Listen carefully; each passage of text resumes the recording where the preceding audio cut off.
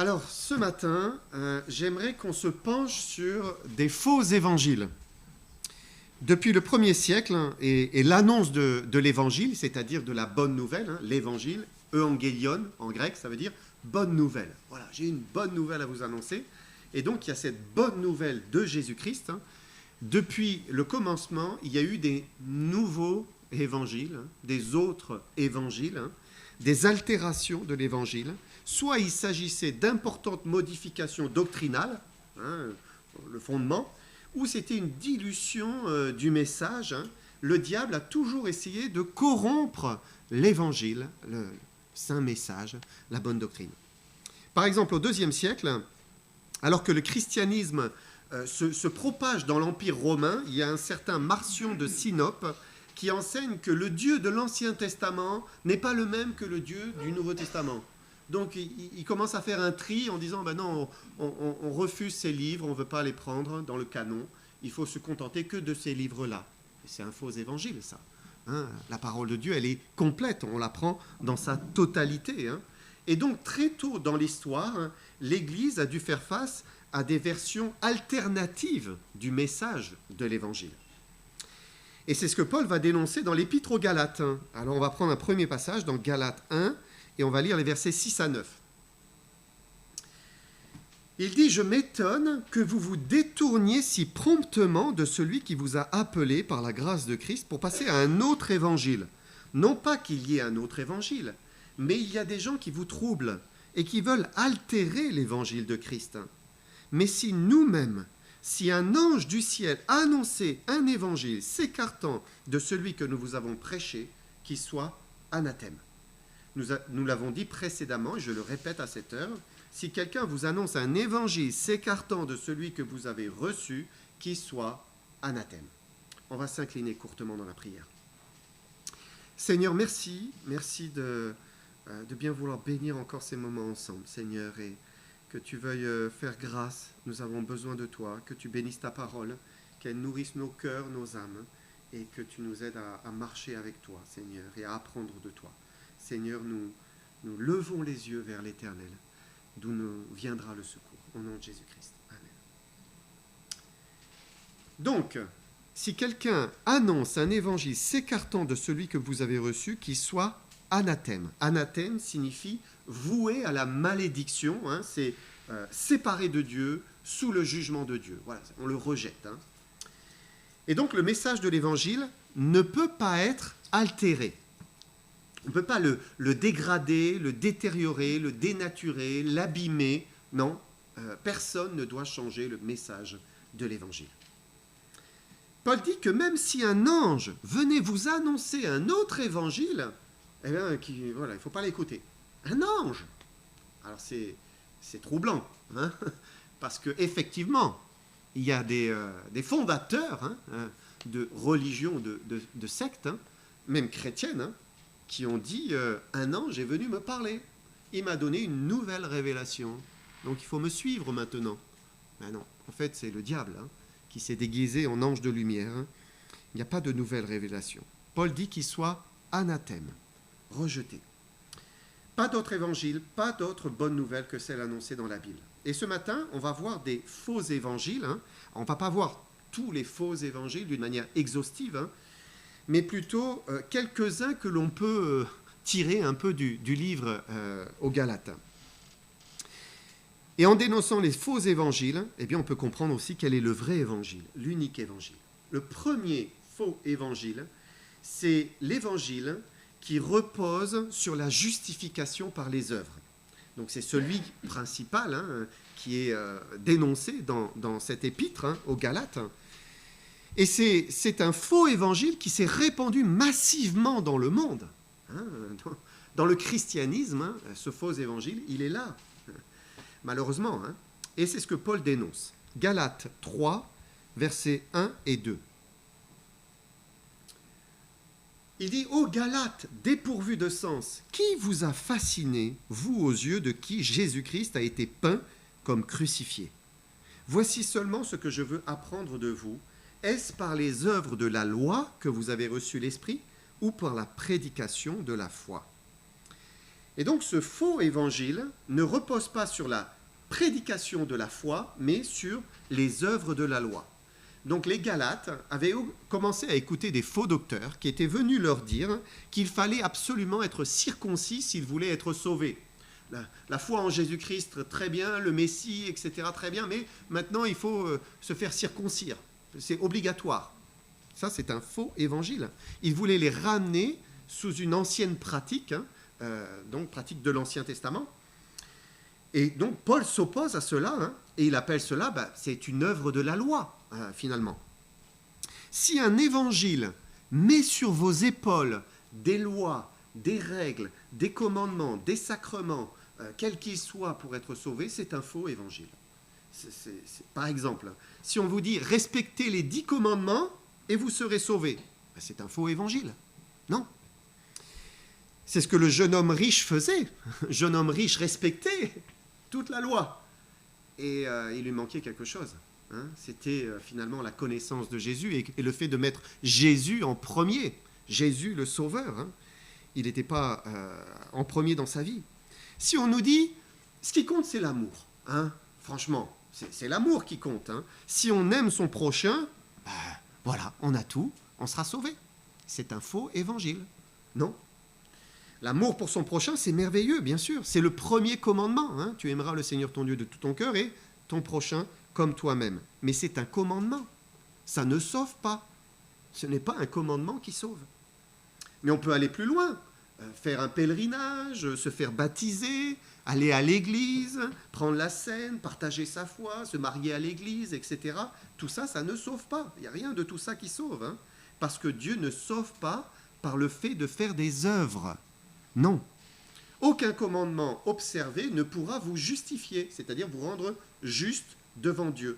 Même si vous êtes obéissant à plein de commandements, ça ne suffit pas. Vous ne pouvez pas être sauvé. Galates 3, verset 10. Il est clair, il dit, « Car tous ceux qui s'attachent aux œuvres de la loi sont sous la malédiction. Car il est écrit, maudit est quiconque n'observe pas tout ce qui est écrit dans le livre de la loi et ne le met pas en pratique. » La loi, elle est bonne. La loi est très bonne, elle est juste. Le commandement de Dieu est bon. Mais en fait, il ne procure pas le salut, puisqu'il faut observer absolument tout ce qui est écrit, tous les commandements de Dieu, mais jusqu'au bout, pour être sauvé. Et ça, c'est pas possible. Mon fils Joshua est en train de faire la conduite accompagnée. Donc voilà, on a commencé, ça se passe bien. Vous savez, quand on passe le permis, il y a des fautes, l'examinateur, il peut en laisser passer une ou deux. Et puis, il y a des fautes éliminatoires. Vous faites une faute éliminatoire, c'est fini. Par exemple, vous rentrez dans un sens interdit, il dit c'est bon, arrêtez-vous, vous pouvez descendre, suivant. Je sais parce que ça m'est arrivé quand j'avais 18 ans. Donc, j'ai raté mon permis à cause de ça. Il m'a emmené dans un traquenard, enfin bref, j'aurais dû le voir, mais je ne l'ai pas vu. Et devant Dieu, vous savez, il n'y a pas de péché véniel et mortel. On dit, oh, ça va. Non, le péché, c'est le péché. Et la transgression, c'est la transgression. Devant Dieu, il n'y a que le péché. Et si on transgresse la loi de Dieu, c'est éliminatoire. En fait, nous sommes coupables. Pour ne pas être condamné par la loi de Dieu, il faut respecter toute la loi parfaitement. Et c'est impossible. C'est impossible. Personne ne peut être parfait au point de ne jamais avoir transgressé une seule loi divine. Donc ça veut dire, nous sommes tous coupables des milliers, des centaines, peut-être de milliers de fois sur une vie. Nous sommes tous coupables. Mais la bonne nouvelle, Evangelion, la bonne nouvelle de l'Évangile, c'est que Dieu ne nous demande pas de respecter tous les commandements pour être sauvés. Il nous demande de croire en son Fils, Jésus-Christ. Croire de tout son cœur. Galates 3, verset 11. Il dit « Et que nul ne soit justifié devant Dieu par la loi. Cela est évident, puisqu'il est dit « Le juste vivra par la foi. » Dieu ne veut qu'une chose, la foi sincère dans son Fils qui a donné sa vie pour nos péchés. La loi de Dieu nous condamne tous, mais Dieu a fait quelque chose d'extraordinaire, extraordinaire. Galates 3, verset 13. Il dit, Christ nous a rachetés de la malédiction de la loi, étant devenu malédiction pour nous, car il est écrit, maudit quiconque est pendu au bois. Donc, Jésus a été frappé sur la croix, et quand il a été jugé et abandonné du Père, eh bien c'était pour nous. Il est mort à notre place. Il a pris notre malédiction. Et la condamnation de la loi divine est tombée sur lui. Et donc la seule chose que Dieu nous demande, c'est venez à Jésus, croyez en lui, acceptez-le. Ça c'est le vrai évangile. Le juste vivra par la foi. Deuxième faux évangile. Un évangile qui n'invite pas à mourir. Autrement dit, croire que nous pourrions être sauvés sans repentance. Pas de repentance. La vraie foi en Dieu implique toujours la repentance. Si je crois, oui, c'est que je suis repentant de ce que je suis devant Dieu. La foi, c'est une foi qui conduit à un changement de direction. On change de vie. Jésus a été très clair dès le début de son ministère, très très clair. Et il est direct dans son discours, vraiment. En fait, Jésus n'a jamais cherché à séduire les foules. Il ne séduisait pas. Il n'a pas caché, enrobé la vérité pour qu'elle passe mieux. Non, il disait les choses directement, même si ça pouvait blesser, faire mal. Voilà, il disait les choses. Il disait la vérité. Marc 8, verset 34. Puis, ayant appelé la foule avec ses disciples, il leur dit, « Si quelqu'un veut venir après moi, qu'il renonce à lui-même, qu'il se charge de sa croix et qu'il me suive. » Voilà, c'est difficile. Jésus ne cherchait pas des fans, il n'avait pas besoin de fans, il cherchait des disciples. Des disciples. Il ne cherchait pas des abonnés. Aujourd'hui, on veut un grand nombre d'abonnés. Non, il cherchait des consacrés. Juste des consacrés. D'abord, il dit renoncer à soi-même. Renoncer à soi-même, c'est abandonner le droit sur soi-même. On accepte que Jésus soit notre Seigneur. Je ne suis plus mon propre Seigneur, mais j'accepte d'avoir un Seigneur, le Seigneur Jésus-Christ. Il a tous les droits sur moi. Et puis ensuite, il parle de se charger de sa croix. La croix, c'est un instrument de mort. À l'époque, c'est la mort. Se charger de sa croix, c'est pas porter une croix au cou. C'est pas non plus, vous savez, on dit, oh là là, faut que je porte ma croix. Pourquoi ? Parce que, voilà, mon employeur, il est difficile. C'est pas ça, se charger de sa croix. C'est accepter de mourir à soi-même. C'est ça, se charger de la croix. C'est mourir. C'est dire, je renonce à ma vie. Je ne veux plus vivre cette vie. Voilà, je veux être crucifié avec toi et que toi, tu vives en moi. C'est ça, renoncer. Et il ne faut pas croire que que suivre Jésus, en fait, c'est continuer à vivre sa vie telle qu'on l'a toujours vécue, mais en l'assaisonnant d'un peu de piété. Voilà, un petit peu de Bible, un petit peu d'église. C'est pas ça, suivre Jésus. Dieu veut pas qu'on s'inscrive dans une nouvelle association où on va pouvoir avoir plus de liens fraternels, liens sociaux. Non, c'est pas ça. Il ne faut pas croire que venir à Jésus, c'est cela. Ce que Dieu veut faire, c'est une transformation. Une transformation complète par le renoncement et puis par une vie qui est offerte à Dieu. Voilà, je renonce à ma vie de péché, je renonce à ma vie vécue sans lui, en fait. Je trouvais touchant tout à l'heure dans le témoignage de notre sœur ce qu'elle disait, parce qu'elle parlait d'une sensibilité des choses de Dieu, d'un amour finalement pour les choses de Dieu. Mais en même temps, elle disait, voilà, j'étais loin de Dieu, dans les ténèbres. Ça, c'est la réalité, vous savez. C'est qu'on peut avoir un certain amour pour les choses de Dieu, une certaine sensibilité, mais à un moment, il faut aller plus loin. Il ne faut pas se contenter de ça. Il faut se convertir à Jésus-Christ. Le vrai évangile conduit toujours à renoncer à sa vie. Jean 12, verset 25. Celui qui aime sa vie la perdra. Celui qui hait sa vie dans ce monde la conservera pour la vie éternelle. De nouveau, c'est des mots très forts. Hein. Il nous dit qu'il faut haïr sa vie. Qu'est-ce que ça veut dire? En fait, c'est haïr sa vie sans Dieu. C'est ça. C'est haïr ce qui en nous pousse vers le péché dans cette vie. C'est haïr cette indépendance, cette vie qui déplaît à Dieu. C'est haïr ce moi, hein, vous savez, en soi, on voit parfois des choses apparaître. Ce moi qui est égoïste, qui est jaloux, qui est orgueilleux, colérique, agressif, cupide, médisant, paresseux, rancunier. Voilà, on pourrait continuer la liste des péchés comme cela. Hein. Nous sommes tous différents. Mais c'est haïr ce que je suis dans le péché, hein, ce péché qui se manifeste.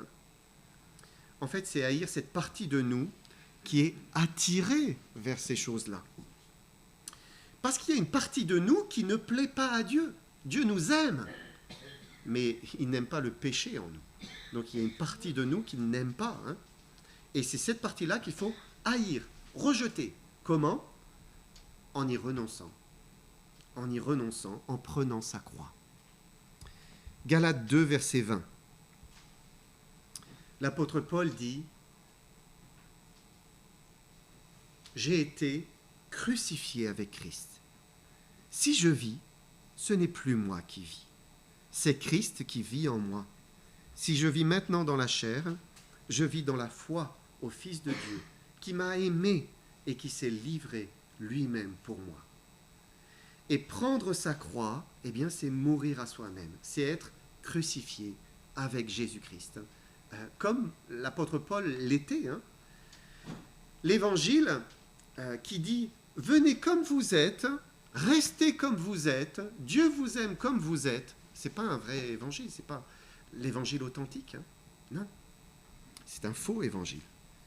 Dieu veut nous sauver de notre vie pécheresse, hein.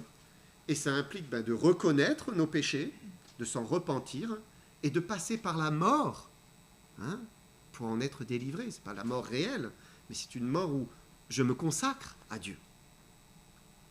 Et à ce moment-là, on peut vivre ce que Paul dit. J'ai été crucifié avec Christ. Si je vis, ce n'est plus moi qui vis.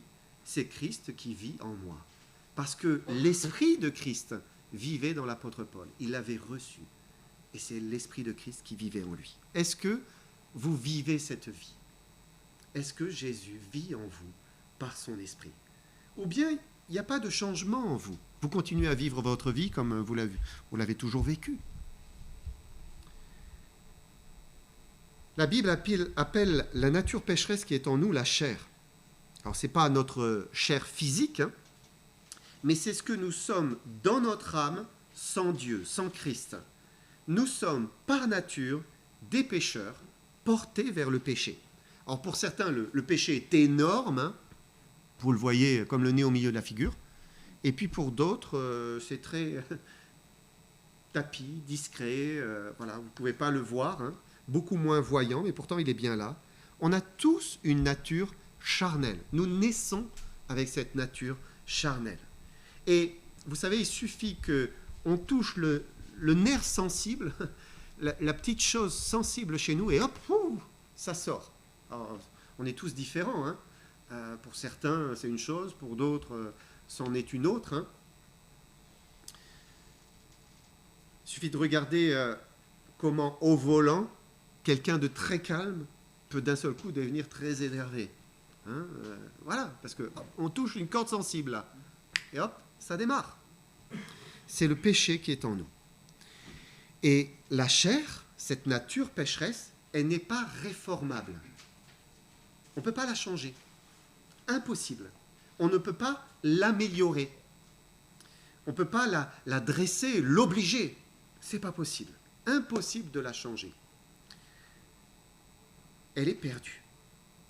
Alors, eh bien, c'est pour cela que Jésus dit qu'il faut être crucifié avec lui. Cette mauvaise nature, elle ne peut qu'être crucifiée avec lui. C'est le seul moyen d'en être libéré, délivré, affranchi. C'est pour cela que Paul dit « J'ai été crucifié avec Christ. Si je vis, ce n'est plus moi qui vis. Je ne veux plus vivre dans la chair.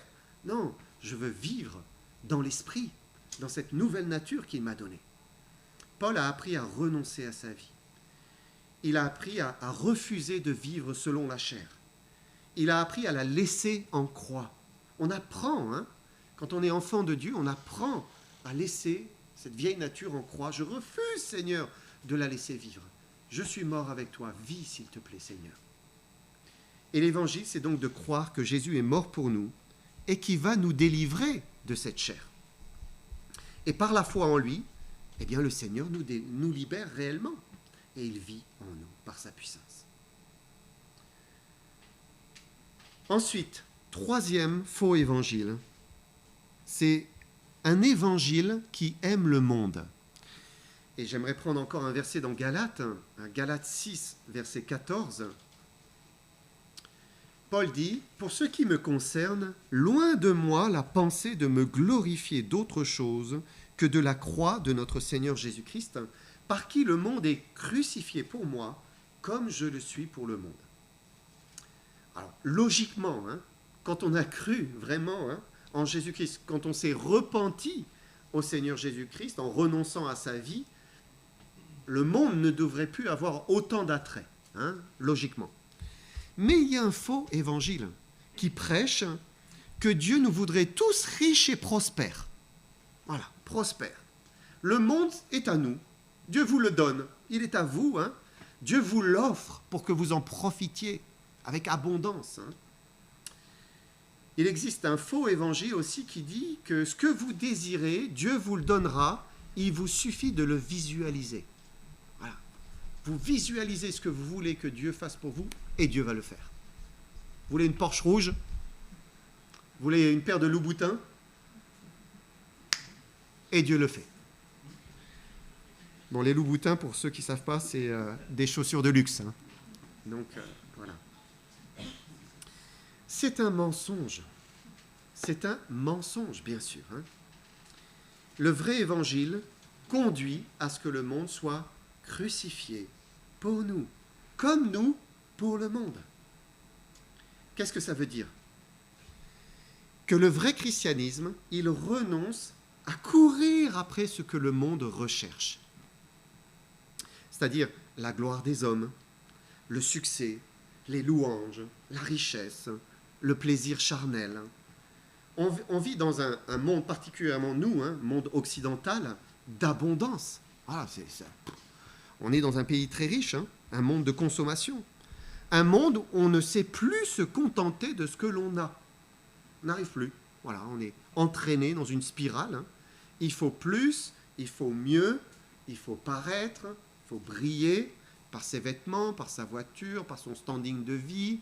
Il faut briller, ou par ses succès, sa connaissance, ses accomplissements dans le monde, que l'on expose, voilà, on montre.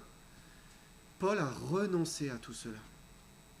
Dans une autre épître, il dit, voilà, tout ce qui était pour moi, je regardais comme vraiment important, finalement, c'était sa position en tant que religieux. Il dit, j'ai regardé tout ça comme de la boue. Voilà, c'est de la boue, je n'en veux plus, je n'en veux plus.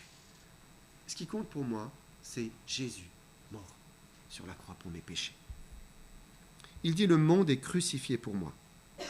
Ça veut dire qu'il ne se laissait plus ferrer par le monde. Vous savez comment faire un poisson, là? Il ne se laissait plus ferrer. Alors, il usait du monde.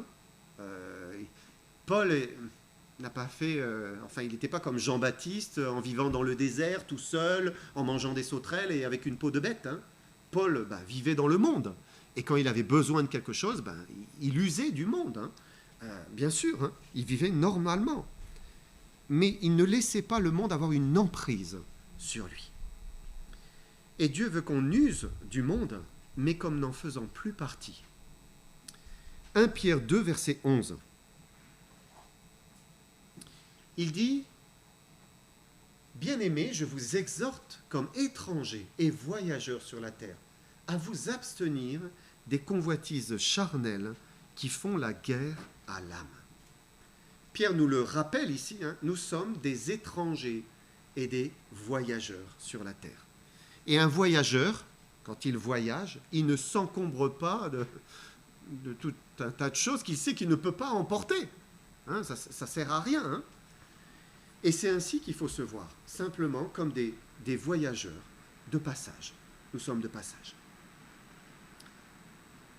Et on use uniquement de ce qui est nécessaire pour notre voyage, rien de plus. Parce que notre chair ne sera jamais rassasiée de ce que le monde nous offre. Ça n'arrête pas, c'est sans cesse, c'est toujours nouveau. Donc, on ne sera jamais rassasié. Impossible. Et cette convoitise de la chair, Pierre dit, elle fait la guerre à notre âme. Pourquoi ? Parce qu'elle affaiblit notre consécration. La convoitise, elle occupe nos pensées. Elle nous rend insatiables. Elle nous sépare finalement de la communion avec Dieu. Elle nous éloigne du Seigneur. Regardez ce que dit 1 Jean 2, 15 à 17.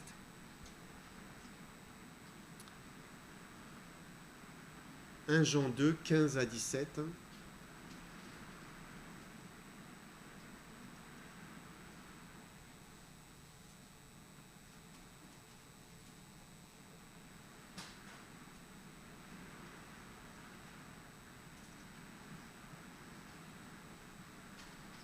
Le logiciel a changé et c'est plus dur à trouver. Tu trouves 1 Jean merci. Il dit « N'aimez point le monde, ni les choses qui sont dans le monde.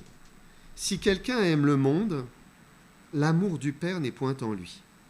Car tout ce qui est dans le monde, la convoitise de la chair, la convoitise des yeux et l'orgueil de la vie, ne vient point du Père, mais vient du monde. Et le monde passe, et sa convoitise aussi. Mais celui qui fait la volonté de Dieu demeure éternellement. » Alors on sait, pour beaucoup vous connaissez ce passage, mais c'est bien de se le rappeler.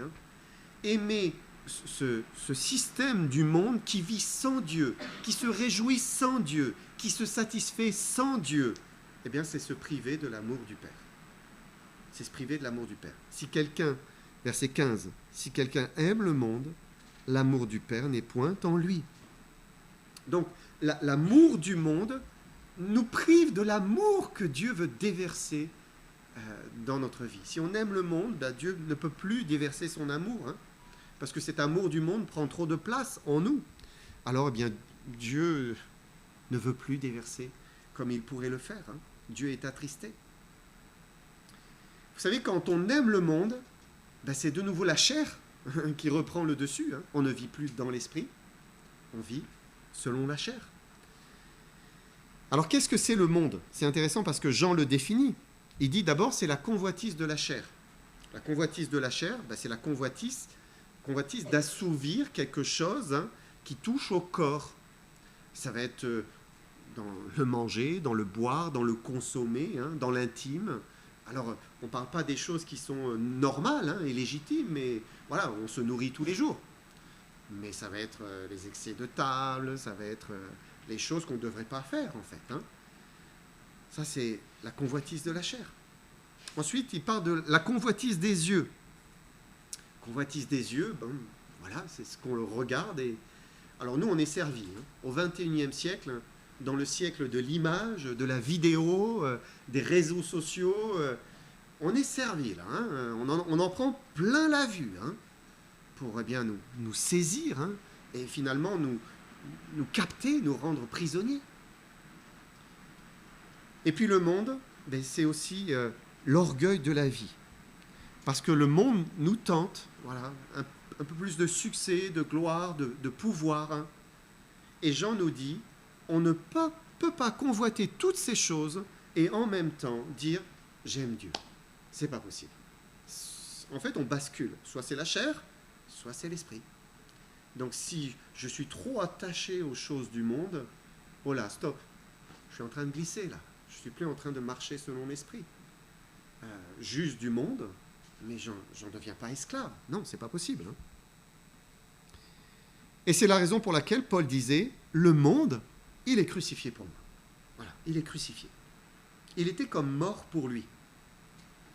Le vrai évangile nous conduit à nous détacher de ce monde. 1 Corinthiens 7, versets 29 à 31. Voici ce que je dis, frères, c'est que le temps est court, que désormais ceux qui ont une femme soient comme n'en ayant pas, ceux qui pleurent comme ne pleurant pas, ceux qui se réjouissent comme ne se réjouissant pas, ceux qui achètent comme ne possédant pas, et verset 31, ceux qui usent du monde comme n'en usant pas, car la figure de ce monde passe. Voilà. On jouit de ce qui est nécessaire, hein, mais on est attaché à rien, sauf à notre Seigneur Jésus-Christ, crucifié pour nous. Ça, c'est ce que Dieu attend de nous. Je ne sais pas si vous avez remarqué, parfois on achète une nouvelle chose, on est trop content. Et puis il arrive un truc, c'est abîmé. Hein, un vêtement, on le tâche, un téléphone, on casse l'écran, je ne sais pas. Il arrive des choses parfois, et bon, mais ça nous permet d'être détachés. Ok, j'en use, mais je ne vais pas y attacher mon cœur. Non, je ne vais pas devenir prisonnier de cela. Ça, c'est ce que Dieu attend de nous. C'est le vrai évangile. Nous ne sommes plus de ce monde. Et Dieu n'a qu'un but, c'est nous préparer pour le monde à venir. La bonne nouvelle, c'est donc que Christ nous offre le salut, le pardon des péchés par la foi. Sans les œuvres de la loi, il n'y a rien à faire. Tout ce qu'on a à faire, c'est croire. Croire au Seigneur Jésus. Mais cette foi, elle implique la repentance. C'est inclus dedans. Il y a un changement de vie. On arrête de faire les choses que l'on sait que Dieu désapprouve. Il y a une mort à soi-même, un renoncement à cette vie, à ce monde pécheur. Et on regarde avec espérance plutôt le monde à venir, que Dieu nous promet. Pour conclure, le message de l'Évangile, il est à la fois simplissime et difficile. Il est les deux à la fois. Simple, parce qu'il n'y a rien de compliqué, hein. Il suffit de croire de tout son cœur en Jésus. Mais en même temps, il est difficile, parce que ce n'est pas juste du bout des lèvres, en fait. Ce n'est pas juste dire une phrase, c'est même pas dire juste une prière, et hop, c'est magique, ça y est, je suis au Seigneur Jésus, hein. Je suis sauvé. Non, ça implique un désir du cœur, un désir profond de changer de vie. C'est une compréhension. Je suis perdu et Jésus est le seul sauveur, je le crois. Seigneur, sauve-moi, aie pitié de moi. Et là, on entre dans le salut. Donc c'est par la foi seule, c'est simplissime, mais en même temps, il y a quelque chose qui se remue en nous, hein. Il y a une violence. Je refuse cette vie passée dans le péché, je la rejette et je veux entrer dans cette vie nouvelle que Jésus m'offre. Regardez encore ce que dit Matthieu 11, verset 12. Il dit « Depuis le temps de Jean-Baptiste jusqu'à présent, le royaume des cieux est forcé et ce sont les violents qui s'en emparent. » Les violents, ce n'est pas la violence pour prendre quelque chose, hein, mais c'est une violence sur soi-même en fait. C'est ça. C'est une violence sur soi-même pour dire « Mais stop, je ne veux plus vivre dans cette vie de péché. Je veux entrer dans la vie que le Seigneur m'offre. Je crois qu'il est mort pour mes péchés. Seigneur, délivre-moi. Change mon cœur, change ma vie. Sauve-moi. » Et là, on trouve le salut. Est-ce que vous avez fait cette prière de tout votre cœur? Amen.